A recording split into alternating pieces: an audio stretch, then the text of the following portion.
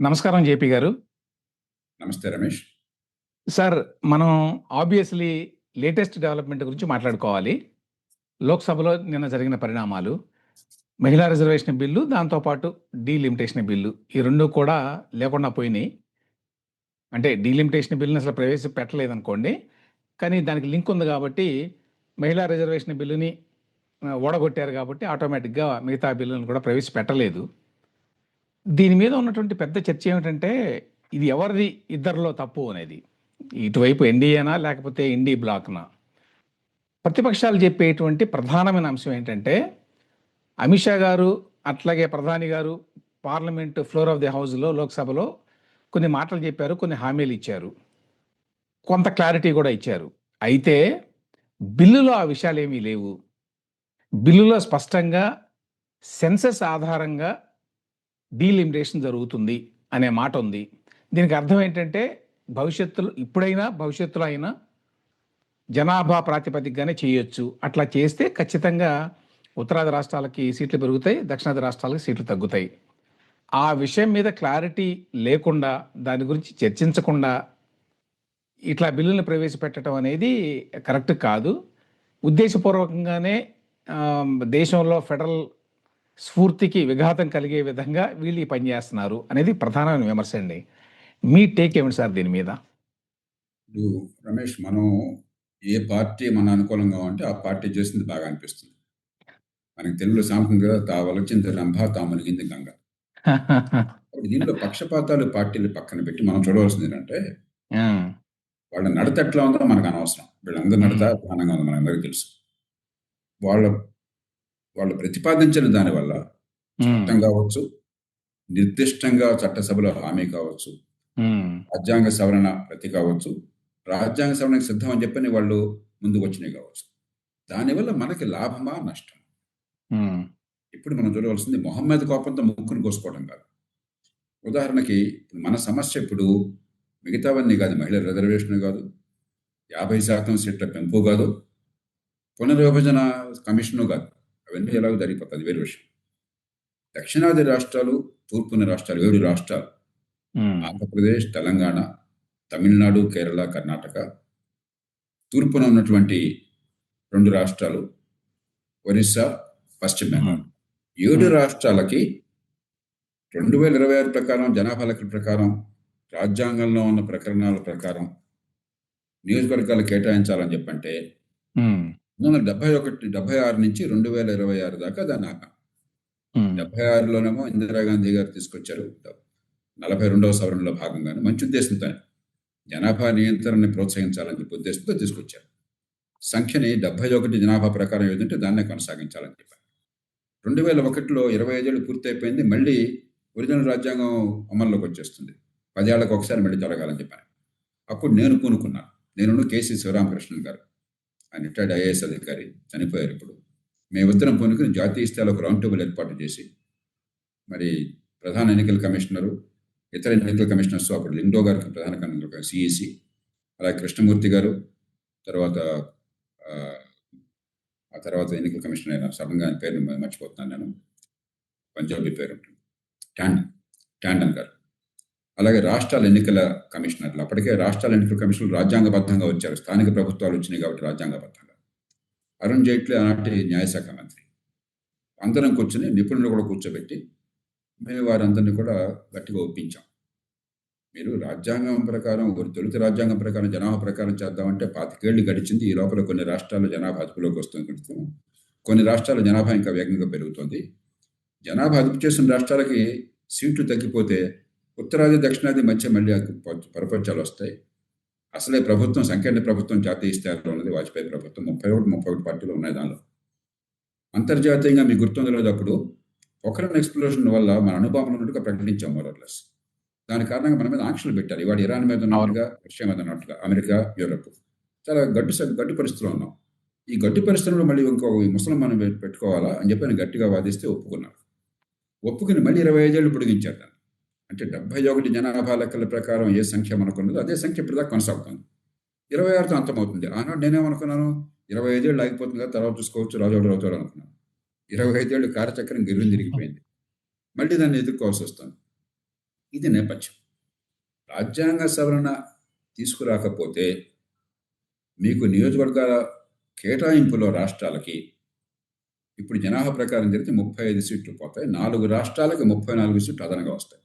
వాళ్ళకు ఇప్పుడున్న సీట్ల కంటే ప్రస్తుతం ఉన్న సంఖ్యాబలంతో ఉత్తరప్రదేశ్కి 12 పెరుగుతాయి, బీహార్కి 10 పెరుగుతాయి, 7 రాజస్థాన్కి పెరుగుతాయి, 5 మధ్యప్రదేశ్కి పెరుగుతాయి. ఇది స్థూలంగా 35 ఇక్కడ పోయేది, 34 అక్కడ చేరేది. మిగతావన్నీ దాదాపు అటు ఇటుగా సమానం సీట్లు, పెద్ద తేడా లేదు.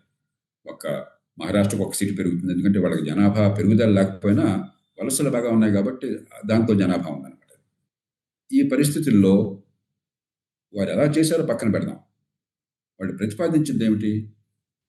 26 లెక్కల ప్రకారం అని కాకుండా జనాభా లెక్కలు ఏది నిర్దేశిస్తాయని ఇక్కడ ఒక క్వశ్చన్ పెట్టుకున్నారు. రాజ్యాంగంలో తొలుత ఉన్నది లేటెస్ట్ సెన్సస్ ఎలా ఉంటే దాని ప్రకారం అన్నారు. 10 ఏళ్ళకే సెన్సస్ జరుగుతుంది. సెన్సస్ జరగగానే సెన్సస్ లెక్కలను బట్టి అన్నారు. ఇప్పుడు అలా కాకుండా ఏ సెన్సస్ అన్నది వారు పక్కన పెట్టారు. పెట్టి ఈ బిల్లులో 2011 సెన్సస్ ప్రకారం అని ఉన్నదనుకుంటారు. లేదు, ఏముందంటే లాస్ట్ సెన్సస్ అని ఉంది.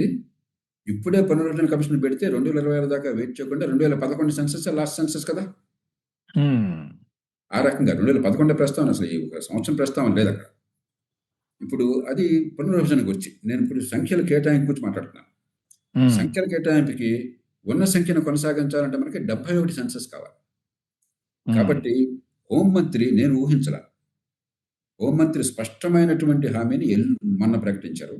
నిన్న అంకెలతో సహా ప్రకటించి, నేను మీరంతా ఒప్పుకుంటే దీనికి సిద్ధం అంటే నా దగ్గర ఈ రాజ్యాంగ సవరణ ముసాయిదా సిద్ధంగా ఉంది, దానికి అమెండ్మెంట్ ప్రతిపాదిస్తాను, కాపీలు చేసి ఇప్పుడు మీ ముందు పెడతాను, 1 గంట టైం ఇస్తే మీరంతా సిద్ధమైతే అని చెప్పంటే నేను సిద్ధం కాదని చెప్పారు.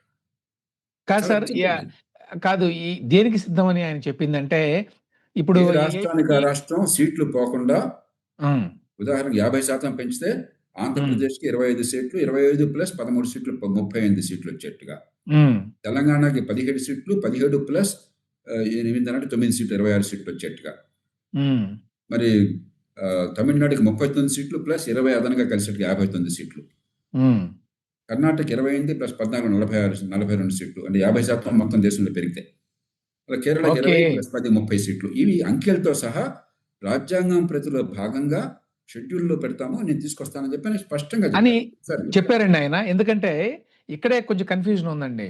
ఆయన ఫ్లోర్ ఆఫ్ ది హౌస్ లో ఈ మాటలు చెప్పారు, మీరు అన్నట్టు క్లియర్ గా ఈ రాష్ట్రానికి ఇంత అని చెప్పి దక్షిణాది రాష్ట్రాల గురించి స్పెసిఫిక్ గా ఆయన నంబర్స్ కూడా చెప్పారు. నేను సవరణ తీసుకొస్తానన్నాడు. అంటే వీటన్నిటినీ కూడా అందులో పొందుపరిచి పొందుపరుస్తామన్నాడు. ఇప్పుడు పొందుపరుస్తాం, ఇప్పుడు తీసుకొస్తాను, నేను ఈ గంటలో తీసుకొస్తానన్నాడు. వెంటనే కాంగ్రెస్ సభ్యులు లేచి వేరేది చేస్తే కానీ మీరు ఒప్పుకోమన్నారు. ఇప్పుడు సిరిరా మోకాలు అడ్డు వారు ఎవరన్నా ఉంటారా? మనం ఏది కోరుతున్నామో ఏ కారణమన్నా కానివ్వండి, నేను ఊహించాల. ఎందుకంటే బీజేపీకి లాభం ఉత్తరాది రాష్ట్రాల్లో, వాళ్ళకి బాగా పట్టుకున్నది అక్కడ. ఈ సీట్లు పెరగకపోతే మాకు నష్టం అన్న భావం, నష్టమా కాదన్నది ఎవరి భావం వాళ్ళది. కానీ మాకు రావాల్సింది రాలేదన్న భావం ఏమన్నా అంటే అక్కడ ఉత్తరాది రాష్ట్రాల్లో ఉంటుంది. బీజేపీకి పెద్దగా పట్టులేదు దక్షిణాది రాష్ట్రాలు. సీట్లు తగ్గిపోతే బాధపడేది దక్షిణాది రాష్ట్రాలు, లాభపడేది బీజేపీ ఇతర పక్షాలు ప్రధానంగా. అలాంటప్పుడు ఏ కారణం అన్నా కానీ, వాళ్ళ మనసులో ఏ కారణం ఉంది ఏంటో నాకు అనవసరం. నిజంగా మనసుండి చెప్తున్నారో లేదో నాకు అనవసరం. వాళ్ళు అధికారికంగా హామీ ఇచ్చారు, మేము బిల్లు పెడతాము, ఈ సభను తీసుకొస్తాం, ప్రతిపాదిస్తాం, మళ్ళీ ఇప్పుడు మీరు ఓకే అని చెప్పండి అన్నారు. అప్పుడు అది కాదు అంటాం మొహం మీద కోపంతో ముక్కును కోసుకోవటమే కదా. మనం ఏది కోరుకున్నామో అది ఇచ్చేస్తామని చెప్పి అంటుంటే, నువ్వు చెప్పావు కాబట్టి నేను వద్దంటే, పాతకాలంలో సర్పంచులు ఎట్లా ఉండేవాళ్ళు అంటే, మీకు గుర్తుందో లేదు, పెత్తందారులు సర్పంచులు ఉన్నప్పుడు, నువ్వు సర్పంచ్గా ఉన్నంతకాలం ఈ ఊళ్ళు రోడ్డు పడ్డానికి వెళ్ళేదంటాడు వీడు సర్పంచ్ అయినా వాడేమంటాడు, నువ్వు సర్పంచ్గా ఉంటే రోడ్డు పడ్డానికి వెళ్ళి వాడంటాడు. ఇదే మీ ప్రైవేట్ వ్యవహారం ఏదేమన్నా, ప్రజల సంక్షేమ వ్యవహారమా? వాడు వాళ్ళకన్నా నచ్చలేదు, వాడు మొహం నచ్చలేదు కాబట్టి నేను ఒప్పుకోలేదు. ఏంటి అసలు ఈ చర్చ? ఇది ఇందుకు పార్లమెంట్ ఉన్నది, అసెంబ్లీ ఉన్నది. కాబట్టి ఇవన్నీ కూడా మడత పెంచి కాంగ్రెస్ వాళ్ళు మంచివాళ్ళ నాకు అనవసరం. అలా అంది అని చెప్పని వాళ్ళు హామీ ఇచ్చినప్పుడు, మనకు అవసరమైనప్పుడు దాన్ని అయ్యేట్టుగా చేసే బాధ్యత మందా కాదా? అక్కడ ఖచ్చితంగా ఘోరంగా ప్రతిపక్షాలు విఫలమైనాయి. సార్ ఇక్కడ ఒక ప్రశ్న. ఇప్పుడు చాలా మంది విమర్శ ఏంటంటే, ఇప్పుడు ఏవైతే అమిత్ షా గారు చెప్పారో, దాన్ని ముందే ఆ బిల్లులో పొందుపరిచి ఉంటే, అప్పుడు ఒక హామీ ఉన్నట్టుగా అయ్యేది గదా! ఖచ్చితం. వాళ్ళు చేసిన తీరు బాగోలేదు. మీరు చర్చించుకోండి. మీరు చర్చించుకోండి. వాళ్ళు చేసిన తీరుకి నిర్దిష్టంగా ఇచ్చిన హామీ పెట్టి ఇప్పుడు పెడతామా అని చెప్పిన దానికి వాళ్ళు అప్పుడు పెట్టలేదు కాబట్టి ఇప్పుడు అంటాం మనం. మనకు కావాలి కదా ఇది. ఇప్పుడు పెడతామంటున్నాడు కదా! పెట్టండి మేము సిద్ధం అని చెప్పి అన్నప్పుడు వాడు పెట్టలేదు అనుకున్నప్పుడు మీరు ఇప్పుడు ఈ శిక్షణకి అర్థం ఉన్నది. వాడు మాట అడగానే దాటేశారండి, చేయలేదని నేను చెప్పాను.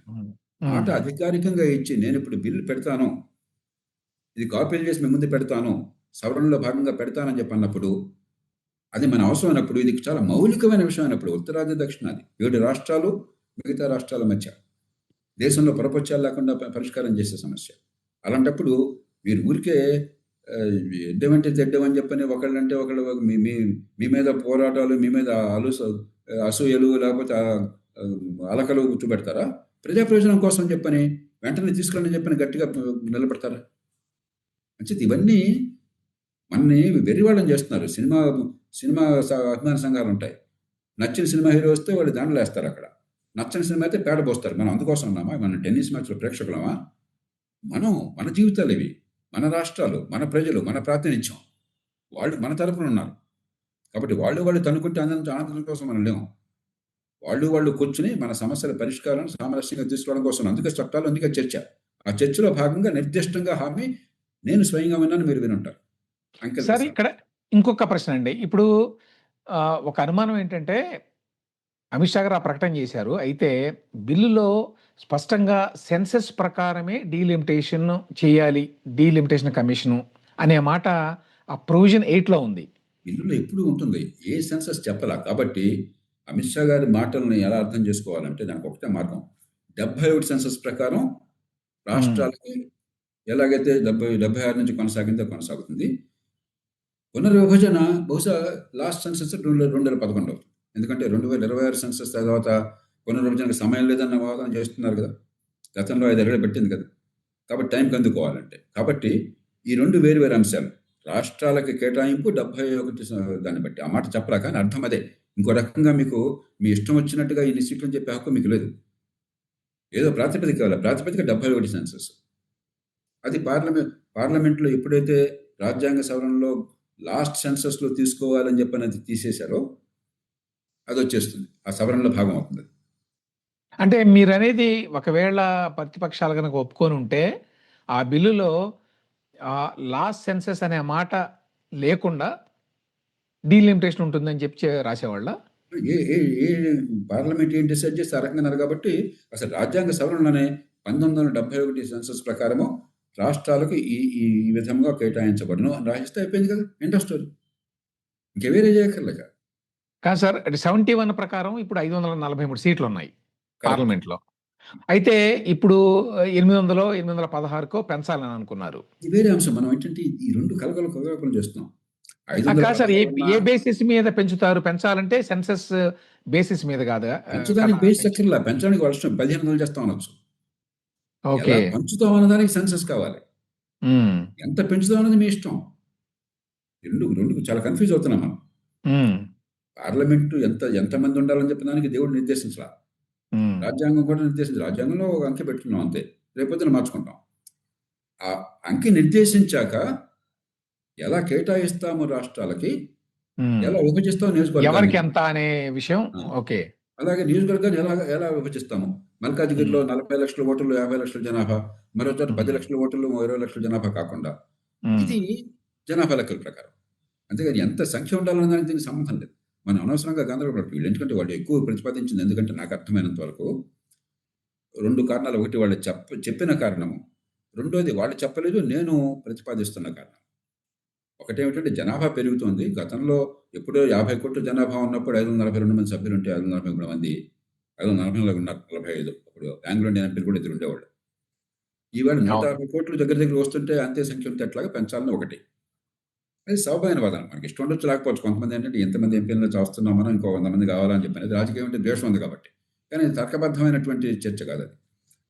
కానీ ముఖ్యమైన అంతకంటే ముఖ్యమైనది నా దృష్టిలో ఇది ఆహ్వానించదగ్గది. ఎందుకంటే మనకి మహిళలకి పేరుకి రాజ్యాధికారం కాగితం మీద ఇచ్చినా, స్థానిక ప్రభుత్వాల్లో మనకి అనుభవం ఏమిటి? మగవాడు పెత్తనం చేస్తాడు, మహిళ పేరుకు వెనకాల ఉంటుంది. చాలా చోట్ల ఉత్తరాదిన పంచపతిలు అంటున్నారు వీళ్ళని. సర్పంచ్‌గా మహిళ ఉంటుంది. ఆ పంచపతి అధికారం చలాయిస్తాడు. నేను ఎన్నో సార్లు స్వయంగా చూశాను. పంచాయతీల్లో, మున్సిపాలిటీల్లో. హుహు. సమర్థమైన మహిళలు ఉన్నారు. కానీ మగ మహారాజులు వాళ్ళ పదవులు పోతే, వాళ్ళకి పోటీ చేసే అవకాశం లేకపోతే ఊరుకునే సమాజం కాదు మనది. ఒకడు చచ్చిపోయిన తర్వాత కూడా వాడి కొడుకుల్ని తీసుకొస్తున్నాం కదా మనం. కొత్త ఇదేమన్నా ఈ దేశంలో. పార్టీ నాయకులు ఒకడు పోయాక వాడి వారసుడుగా కొడుకే వస్తున్నాడు కదా ఈ దేశంలో. కొత్త ఇదేమన్నా. రోజు చూస్తున్నాం కదా! కాబట్టి ఉన్న సీట్లు పోకుండా ఈ 543 సీట్లు అంతమందికి సీట్లంటూ ఉండి, ఈ సీట్లే ఉండదు పునర్విభజనలో. కానీ సీట్లంటూ ఉండి, అదనంగా సీట్లు చేకూరినట్టయితే నిజంగా కొత్త నాయకత్వానికి వంశపారంపర్యంగా వచ్చే నాయకత్వము, తండ్రి చాటున వచ్చే బిడ్డ, భర్త చాటున వచ్చే భార్య కాకుండా సహజంగా నాయకత్వం వచ్చే అవకాశం ఉంటుందని చెప్పనేది నిజమైన వాదన. దానికి అంతకంటే మంచి పద్ధతులున్నాయి. ఇప్పుడు ఈ పద్ధతిని పార్లమెంట్ ఎంచుకున్నది. ఎందుకంటే రిజర్వేషన్, రొటేషన్ అని చెప్పాను. నేను ఎప్పుడో 1998లో ప్రతిపాదించాను. ఈ గొడవంతా వద్దు. పార్టీలకి విధిగా మీరు పార్టీలు గుర్తింపు పొందిన పార్టీలు మహిళలను పెట్టి ఎక్కడ పెట్టారో మీ ఇష్టం. ఎందుకంటే మహిళలకు జనం వ్యతిరేకంగా ఓటేయట్లా. మహిళలు పోటీ దిగినప్పుడు మగవాళ్ళ కంటే మహిళలు ఎక్కువ ఎలక్ట్ అవుతున్నారు. అది సరైన పద్ధతి. సరే, దాన్ని తిరస్కరించారు. ఈ పద్ధతి అందరి కావాలని పెట్టుకున్నారు. ఈ పద్ధతిలో సంఖ్య పెంచితే కనీసం మంచి నాయకత్వం వచ్చే అవకాశం పెరుగుతుంది. అంచేత అది ఉంచొచ్చు, లాభవచ్చు. అది రాకపోయినా నష్టం లేదు. దానికి దీనికి ముడి పెడుతున్నాం, మనం కన్ఫ్యూజ్ అవుతున్నాం. దేశంలో చర్చ కూడా ఎంతసేపటికి పార్లమెంట్ సభ్యుల సంఖ్య పెంచారు. అది ఇండిపెండెంట్ ఇష్యూ. ఈ రెండుకి సంబంధం ఉండాల్సిన అవసరం లేదు. అయితే ఇప్పుడు సభ్యుల సంఖ్య ఎంతైనా పెంచుకోవచ్చు అన్నారు. ఎవరికి ఎంత వాటా అనే విషయానికి సంబంధించి ఈ ఏదో ఒక బిల్లులో జనాభా ఏమైనా లెక్కలు కావాలి. ఏదో ఒక బేసిస్ కావాలి. అంతేగాని ఆర్బిటరీగా ఈ స్టేట్ కింద మీరు అనలేదు. కాదు సార్, ఇక్కడ ఒక సమస్య ఉంది కదా! అదేంటంటే ఇప్పుడు రాజ్యాంగం ప్రకారం ఈ సీట్ల పంపకం అనేది జనాభా ప్రాతిపదికనే గదా!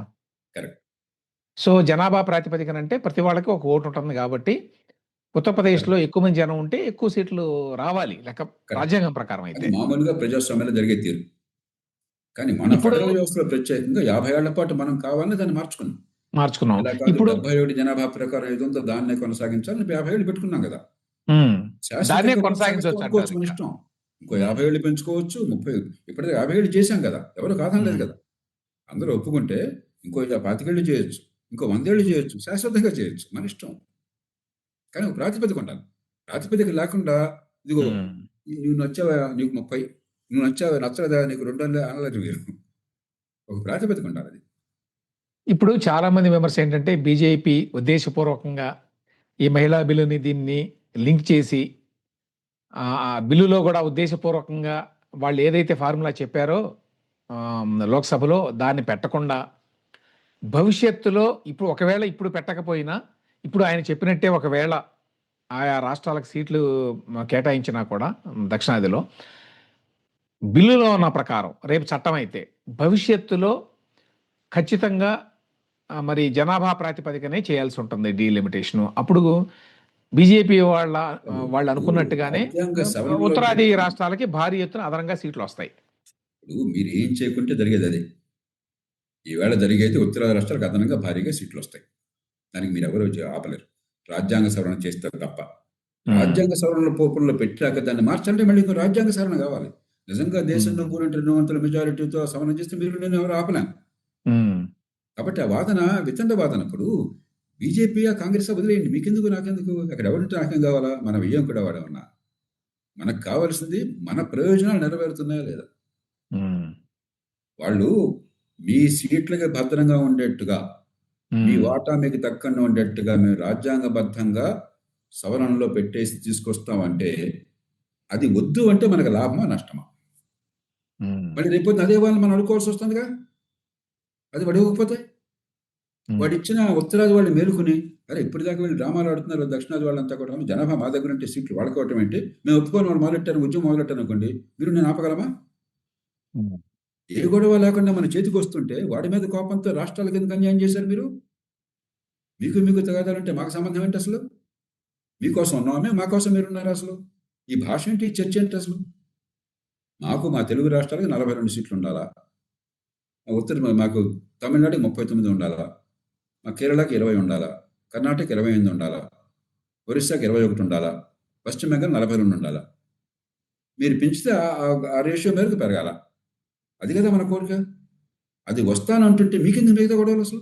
ఎవడు ఏంటి మీకెందుకు? వాడి మనసులో ఏముందో నాకేం తెలుసండి. ఎవరి మనసులో ఎవరు దూరుతారు? బహుశా వాళ్ళ మనసులో లౌక్యంగా ఇచ్చినట్టుగా ఉండి వాళ్ళు వద్దని ఎలాగో అంటారు, వద్దంటే ఆపేయొచ్చు అని ఉండొచ్చు. మరి మీరే పడ్డారుగా ట్రాప్‌లో. అది మన కొత్తమే కదా! వాళ్ళు పొలిటికల్‌గా గేమ్ ఆడారు అనుకుందాం. నాకు తెలీదు. ఆడారు అనుకుందాం. గేమ్‌లో మీరు కదా చిక్కింది. నష్టపోయింది ప్రజలు కదా! కాబట్టి ఈ వాదనకి అసలు అర్థం ఉందా ఏమన్నా? ఎంత విచిత్రమైన వాదన ఇది.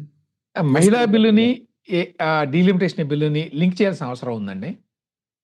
ఎందుకు లింక్ చేశారంటే 2027 తర్వాత సెన్సస్ రిపోర్ట్ వచ్చాక డిలిమిటేషన్ చేయాలని చెప్పంటే హ్మ్. 2029 లోపల పూర్తి కాకపోవచ్చు. గతంలో చివరి డీలిమిటేషను నేను చెప్పినప్పుడు 2001లో మేము పోరాడాం. 2002లో డీలిమిటేషన్ చట్టం వచ్చింది. 2008 దాకా డీలిమిటేషన్ కొనసాగింది. 6 ఏళ్ళు పట్టింది.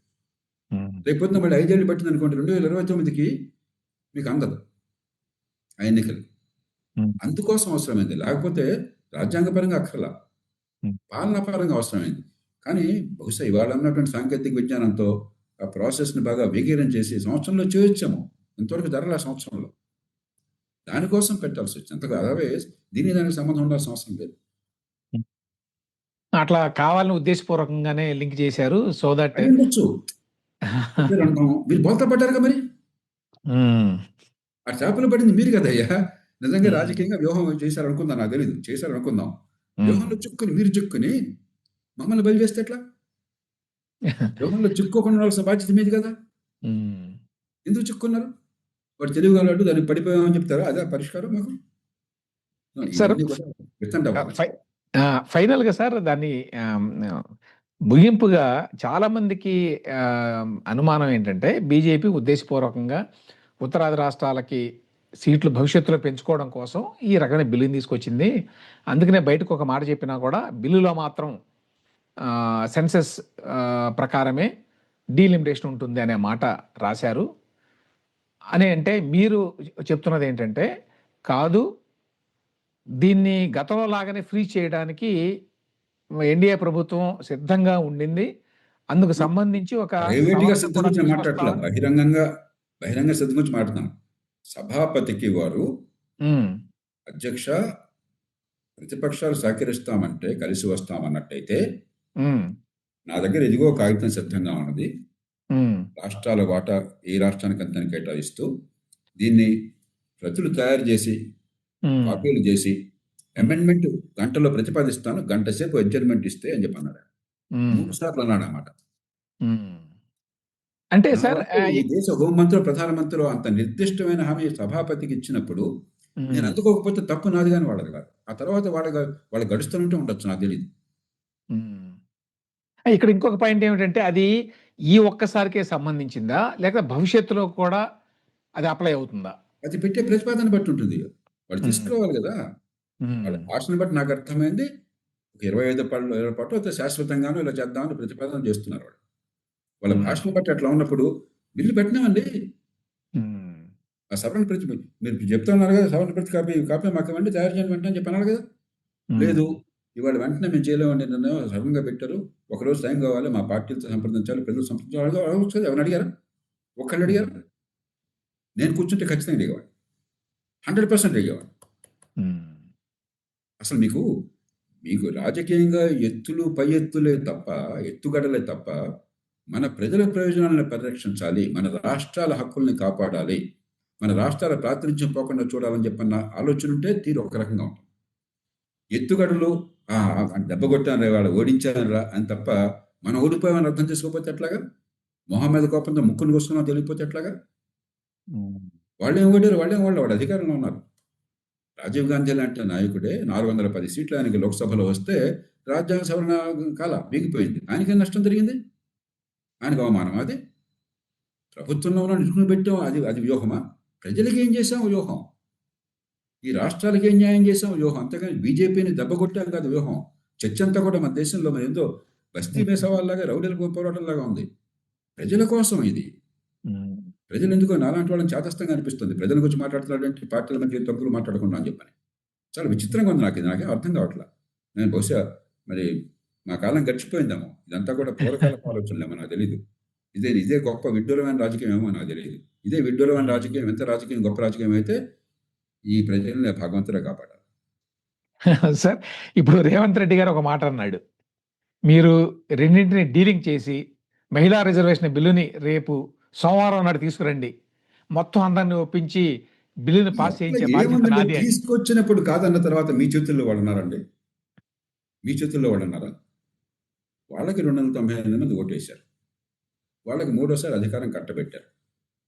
ఏ రాష్ట్రాలకి ఎక్కువగా ఏమి మార్పు లేకుండా ఉంటే సీట్లు చేకూరితే ఆ సీట్లు అక్కడ వాళ్ళకి బలం ఉన్నది. జనం అక్కడ ఎక్కువ మంది ఉన్నారు. వాళ్ళందరినీ ఖాతరు చేసి రేవంత్ రెడ్డి గారు అన్నాడు కాబట్టి పెట్టేయండి, జయప్రకాష్ నాయుడు అన్నాడు కాబట్టి పెట్టేయండి. అరే 300 మంది పార్లమెంట్ సభ్యులకు సేకరించండి. ఇవన్నీ ఊరికే చాలా బజారు చౌకబారు చర్చలు కాలేవు. పార్లమెంటుని అసెంబ్లీని పెట్టినందుకు అసెంబ్లీలో కూడా ఎవరో ఒకళ్ళు రేవంత్ రెడ్డి చట్టం తీసుకొచ్చాడు. అధికార పార్టీ మెజారిటీ ఉన్నది.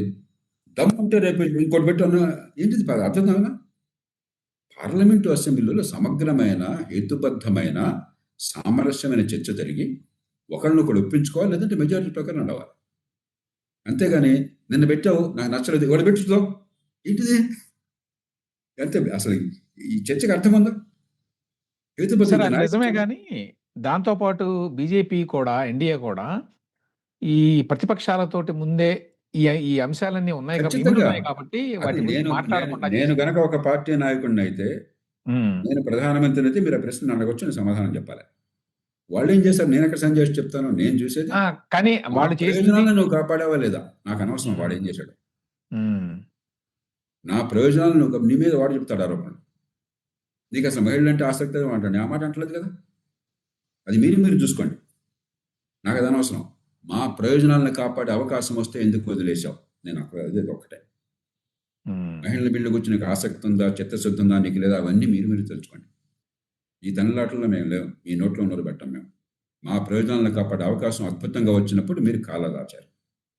సార్, ఒక మంచి అవకాశాన్ని కోల్పోయినట్టుగా అనుకుంటున్నారా మీరు ఇప్పుడు ఈ 2 బిల్లులు?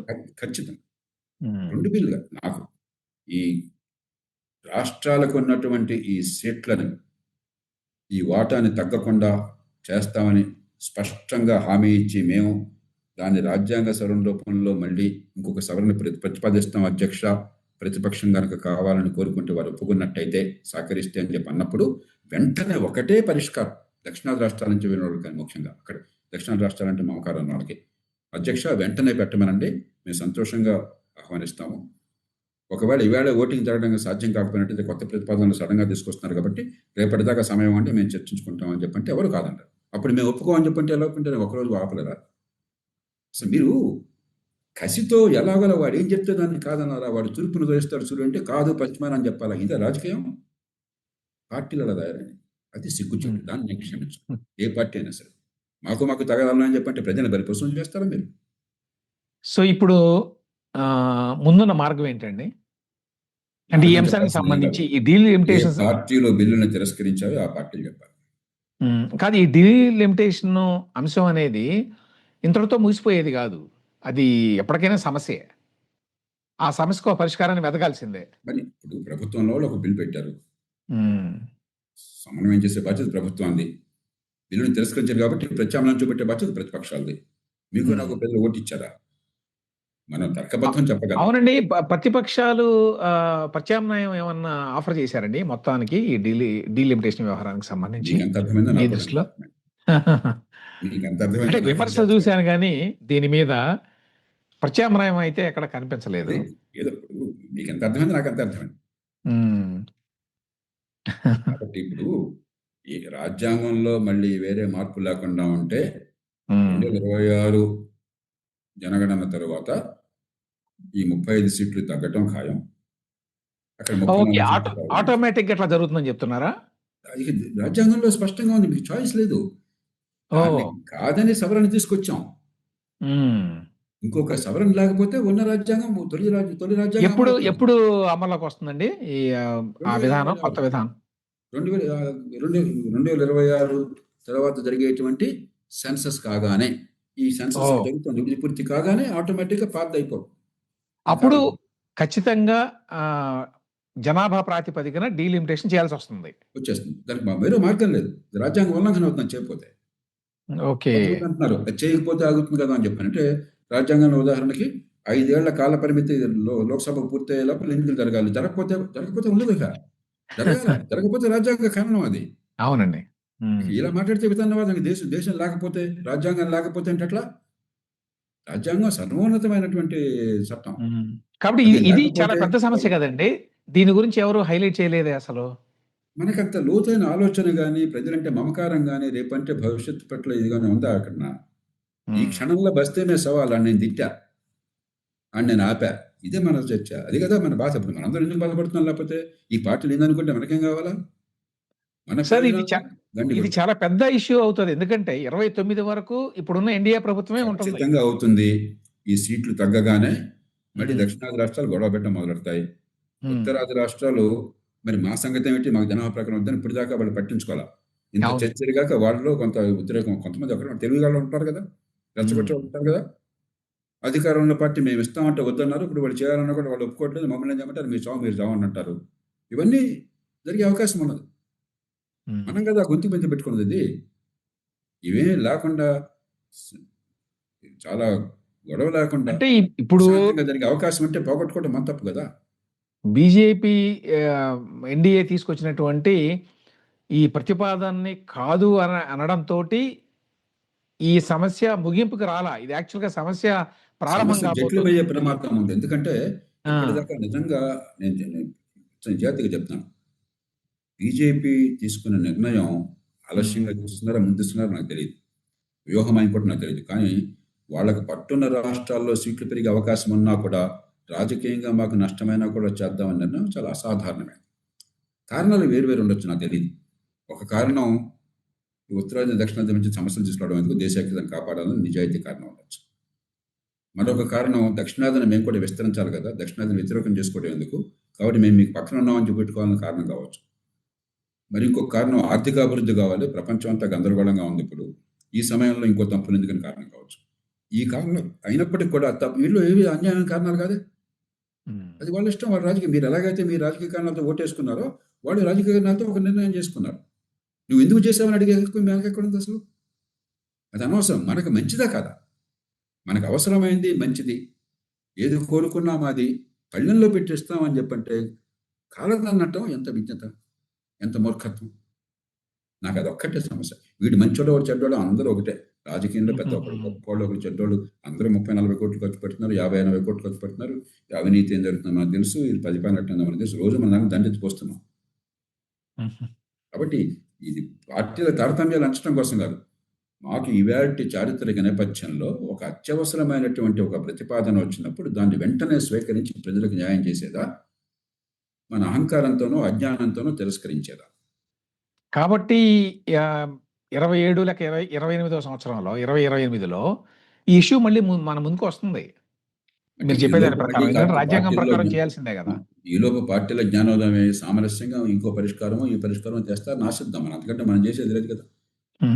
వాళ్ళ చేతుల్లో పెట్టాం కదా మనం. వాళ్ళు ఏం చేసినా ఒప్పుకోవాలి కదా! నష్టపోతే నష్టపోతాం. ఏం చేస్తాం? ప్రజాస్వామ్యం అంటే అర్థం అదే. ఎన్నుకున్న వాళ్ళని బట్టే మన ఫలితాలు వస్తాయి. ఓకే.